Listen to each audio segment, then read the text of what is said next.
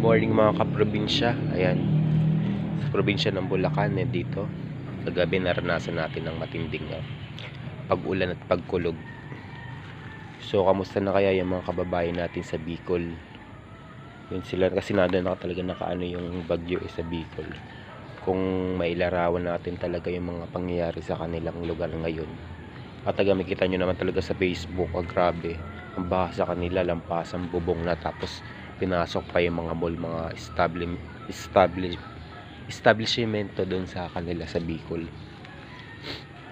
Kagabi talaga nagising ako ng mga around 12 PM. Grabe, napakalakas ng ulan, tapos yung kulog niya kasi doon sa may taas ng bubong namin, sa may bahay, din yung bahay na titira namin, is may ano na siya, sa bubong niya hindi naman siya fully sarado talaga.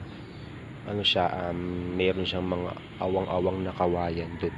Tapos habang nakahiga ako doon kagabi, talagang yung kidlat tsaka kulog ka talaga, hindi mo malaya na parang tatama sa iyo kagabi.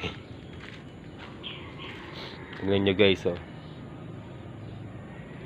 tingnan yung paligid.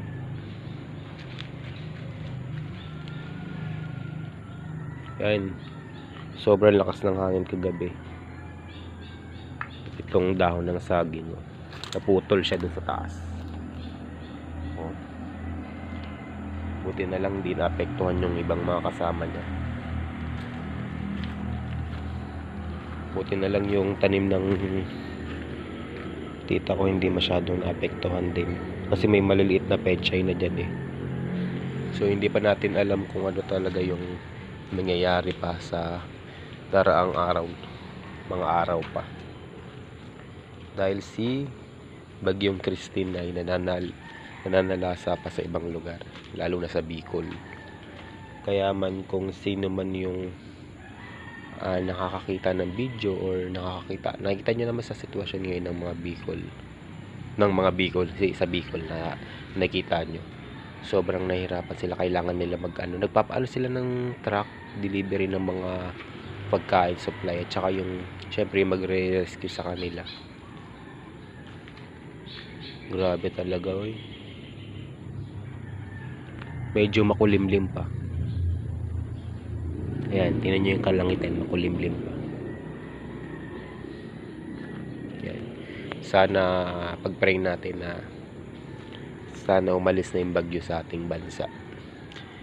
Umalis na si Bagyong Christine at huwag na siyang manalasa sa iba pang lugar. At saka keep safe everyone. Ayan.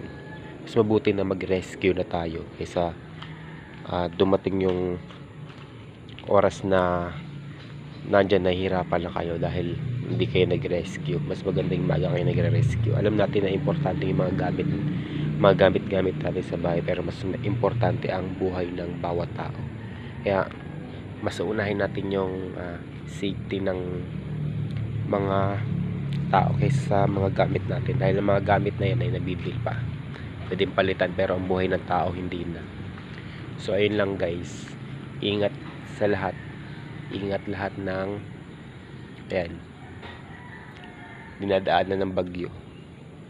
Ingat kayo at ingat sa amin, at keep safe everyone. Safety first tayo guys. Bye bye.